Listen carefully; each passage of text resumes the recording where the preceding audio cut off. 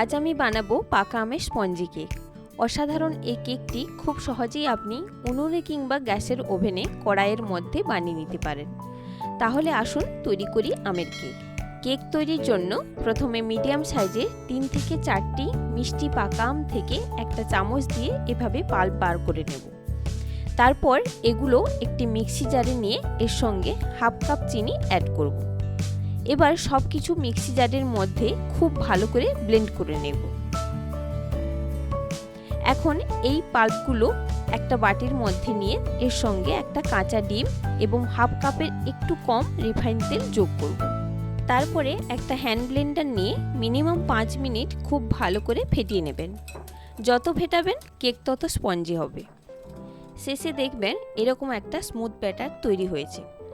এই অবস্থায় বাটির উপরে একটা চালুনি রেখে তাতে 1 কাপ বা 200 গ্রাম ময়দা নেব, সঙ্গে 1 চামচ বেকিং পাউডার, 1/4 চামচ বেকিং সোডা এবং 1/4 কাপ গুঁড়ো দুধ নিয়ে সব কিছু চেলে নেব।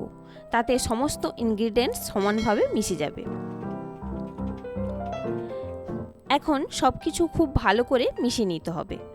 এভাবে ধীরে ধীরে সমস্ত কিছু একসঙ্গে খুব ভালো করে ফেটিয়ে নেওয়ার পরে যদি মনে হয় ব্যাটার শক্ত হয়ে গেছে তাহলে অল্প নর্মাল টেম্পারেচারে দুধ দেবেন।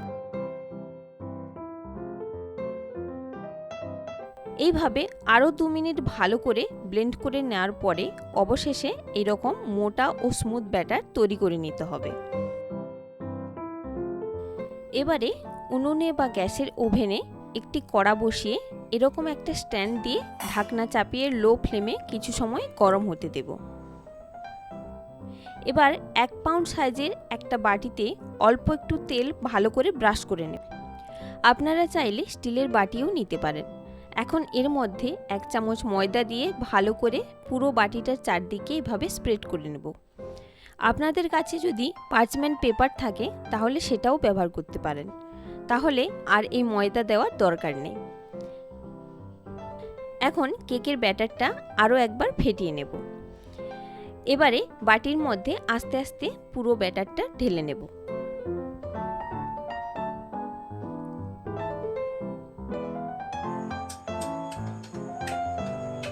এখন এইভাবে বাটিটা ঠুকে ঠুকে ব্যাটারটা সেট করে নিতে হবে। একটা টুথপিক দিয়ে এইভাবে ঘুরিয়ে নিলে ভেতরের বাতাস সহজে বেরিয়ে আসবে। এখন ডেকোরেশনের জন্য উপর থেকে বেশ কিছু ড্রাই ফ্রুটস ছড়িয়ে দিয়ে সাবধানে প্রিহিট করার মধ্যে রেখে দেব। এবারে কড়াইয়ের ঢাকনা বন্ধ করে লো ফ্লেমে 45 মিনিট বেক করব। ভেতরের টেম্পারেচার বাইরে যাতে বেরিয়ে না আসতে পারে তার জন্য একটা কাগজ দিয়ে ছিদ্রটা বন্ধ করে দেব। চাইলে উপরে একটা টাওয়াল চাপা দিতে পারেন। 40 থেকে 45 মিনিট পরে কেকটা ফুলে প্রায় ডবল হয়ে গেছে। ভেতরটা ঠিকঠাক হয়েছে কিনা দেখার জন্য একটা টুথপিক এইভাবে ঢুকিয়ে দেখে নেব। যদি ব্যাটার হাতে চটচট না করে তাহলে বুঝবেন কেক ঠিকঠাক হয়ে গেছে। এখন ঢাকনা দিয়ে কেক পুরোপুরি ঠান্ডা করে নেব। পুরো ঠান্ডা হয়ে গেলে তবেই কিন্তু কেকটা কাটতে হবে। বাজারে পাকা আম শেষ হওয়ার আগে অবশ্যই এই রকমের কেক একদিন বানাবেন। বাচ্চারা এটা ভীষণ পছন্দ করবে। তাছাড়া চা নাস্তার সঙ্গেও আপনারা পরিবেশন করতে পারেন।